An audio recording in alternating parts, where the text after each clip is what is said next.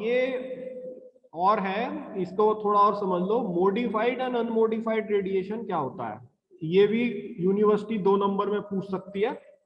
तो जैसा अब आपको कॉम्पटन इफेक्ट क्लियर हो गया, तो एक बार थोड़ा सा रिव्यू फिर से कर लेते हैं।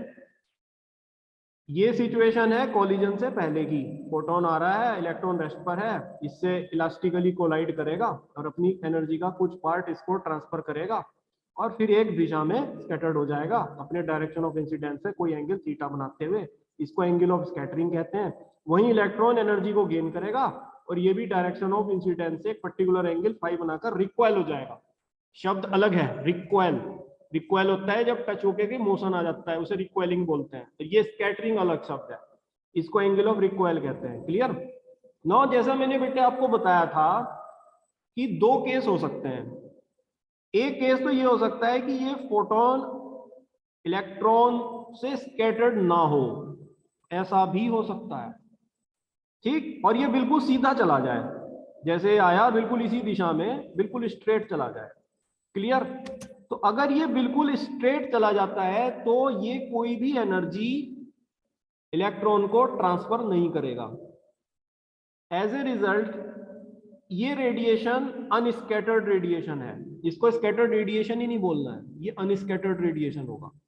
ठीक, तो ये जो अनस्कैटर्ड रेडिएशन है, इसकी फ्रीक्वेंसी और एनर्जी वही होगी जो इंसिडेंट रेडिएशन की है, राइट?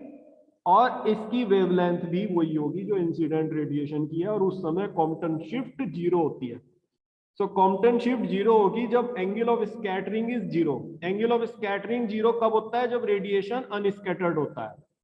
बिल्कुल सिंपल बात है, आप जान रहे हो, समझ रहे हो। ठीक, लेकिन अगर 0 के अलावा कोई भी एंगल है, 0 के अलावा कोई भी एंगल 360 तक, 360 भी 0 ही होता है, ठीक है, anything which is greater than 0 and less than 360 ऐसे मान लो, तो बेटे जो भी फोटोन स्कैटर्ड हो रहा है फिर तो, ठीक, तो जो भी स्कैटर्ड फोटोन है उसकी एनर्जी और फ्रीक्वेंसी इंसिडेंट फोटोन से कम होगी, या स्कैटर्ड फोटोन की वेवलेंथ इंसिडेंट फोटोन से ज्यादा होगी। कितनी ज्यादा होगी उसको कॉम्पटन शिफ्ट कहते हैं, और ये Compton shift angle of scattering theta पर डिपेंड कर रही है, राइट? तो ये जो वेवलेंथ और फ्रीक्वेंसी का चेंज हो रहा है स्कैटर्ड रेडिएशन में compare to incident radiation, right? Scattered radiation कितने हो सकते हैं? अनगिनत, क्योंकि ये तो हर दिशा में स्कैटर्ड हो सकता है ना फोटोन। इन रेडिएशंस को बेटे मॉडिफाइड रेडिएशन कहते हैं। तो मॉडिफाइड रेडिएशन वो रेडिएशन होता है जिसमें फ्रीक्वेंसी या वेवलेंथ इंसिडेंट रेडिएशन से चेंज हुई है। और जो मैंने इनिशियल केस बताया था कि ये फोटोन जो है इलेक्ट्रॉन को बगैर कोई एनर्जी ट्रांसफर किए सीधा जा सकता है, ठीक है, ये हमारा अनमोडिफाइड रेडिएशन है। तो अनमोडिफाइड रेडिएशन का मतलब होता है जब फ्रीक्वेंसी और वेवलेंथ में कोई चेंज नहीं हो रहा है, राइट? अनस्कैटर्ड रेडिएशन जो होता है वो अनमोडिफाइड रेडिएशन होता है, और स्कैटर्ड रेडिएशन जो होता है वो मॉडिफाइड रेडिएशन होता है। ये बड़ी सिंपल बात है। हमें अनमोडिफाइड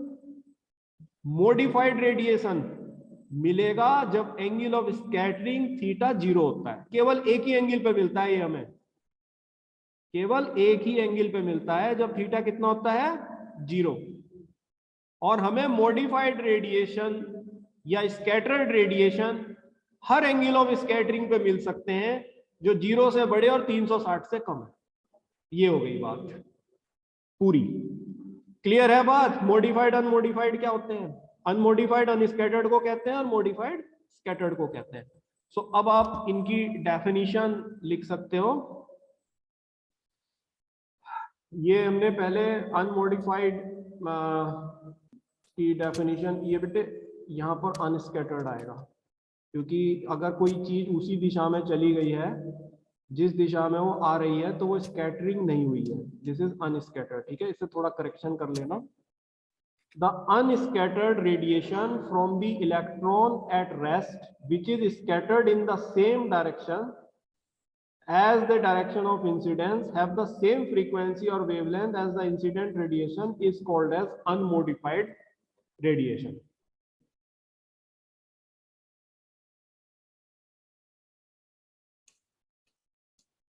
ये ट्रेवल कर दिएगा, इसको स्कैटर्ड की जगह ट्रेवल। क्योंकि ये स्कैटर्ड नहीं हुआ है, right. This is travel which travel in the same direction.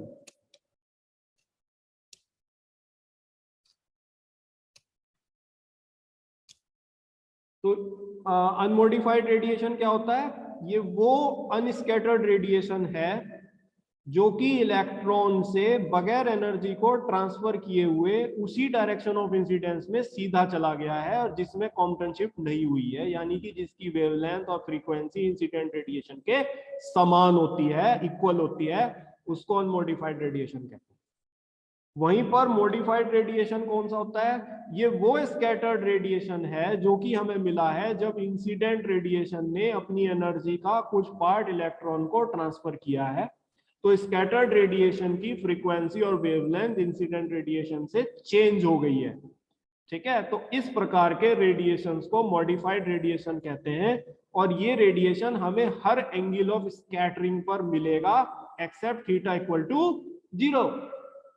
तो ये डेफिनेशन है, the scattered radiation from the electron at rest which is scattered in all possible direction except the direction of incidence have a lower frequency or higher wavelength compared to the incident radiation is called as modified radiation. Clear? तो ये आपके 2 number के question और तैयार हो गए section A में।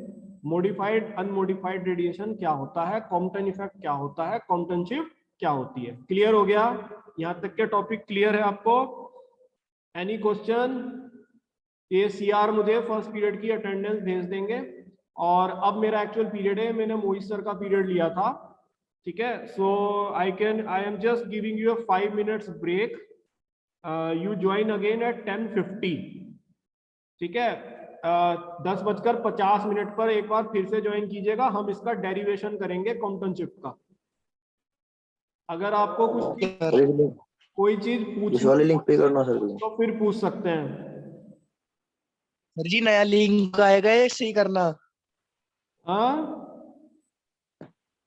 नया लिंक आएगा या हम नहीं, इस लिंक उसी सही से ऐड में होना? ग्रुप में जो है ना, कहने को लिंक मेरा हमेशा सेम ही रहता है। तो जो वैसे मैंने दोनों लिंक भेज रखे हैं, अगले वाले को क्लिक कर दो, चाहे इसी से किसी को क्लिक कर दो ना, इसी से ज्वाइन हो जाओगे। ठीक है सर, ओके। ये बेटे सर आईडी पासवर्ड से कॉम्पटन इफेक्ट क्लियर हो गया? कॉम्पटन शिफ्ट क्लियर हो गई? एंगल ऑफ स्कैटरिंग क्लियर हो गया? एंगल ऑफ रिकॉइल क्लियर हो गया? इलेक्ट्रॉन के बारे में पता चल गया? फोटोन के बारे में पता चल गया? अच्छा, अब मैं थोड़ा सा तुम्हें और थोड़ा सा, जब तुम हो 2 मिनट की बात सुनो। रामन इफेक्ट होता है, एक कॉम्पटन इफेक्ट होता है। रामन और कॉम्पटन में क्या फर्क है? रामन ये सीवी रामन जिन भारतीय थे जिनको नोबेल प्राइज मिला था, ठीक। रामन इफेक्ट जो होता है ये हमेशा एटम्स और मॉलिक्यूल्स से स्कैटरिंग होती है फोटोन की, रामन में इलेक्ट्रॉन से नहीं होती है। दूसरा डिफरेंस ये है, एटम और मॉलिक्यूल वाइब्रेट करते हैं, रेस्ट पर नहीं होते हैं, जैसे इधर इलेक्ट्रॉन रेस्ट पर है।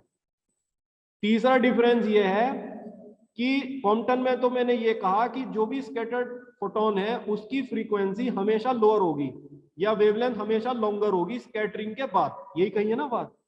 रामन ये कहता है कि जब भी फोटोन वाइब्रेटिंग मॉलिक्यूल्स या एटम से स्कैटर्ड होते हैं तो स्कैटरिंग वाले रेडिएशन की फ्रीक्वेंसी ग्रेटर भी हो सकती है, शॉर्टर भी हो सकती है और सेम भी हो सकती है।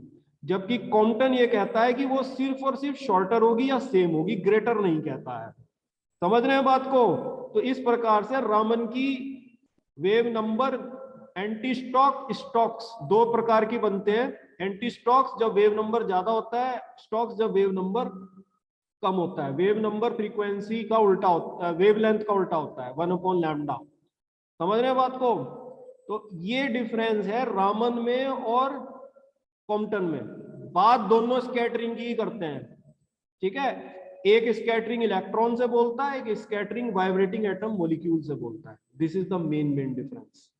सो कॉम्पटन इफेक्ट का मतलब है किसी फोटोन का या रेडिएशन का इलेक्ट्रॉन से स्कैटर्ड होकर लॉन्गर वेवलेंथ या शॉर्टर फ्रीक्वेंसी को अटेन करना is called as Compton effect. और जितने से उसकी वेवलेंथ चेंज हुई है उसको कॉम्पटेंट शिफ्ट कहते हैं, जो कि एंगल ऑफ स्कैटरिंग का फंक्शन है। Clear? So I am closing this. 5 minutes के बाद आप फिर से ज्वाइन कीजिएगा इसको।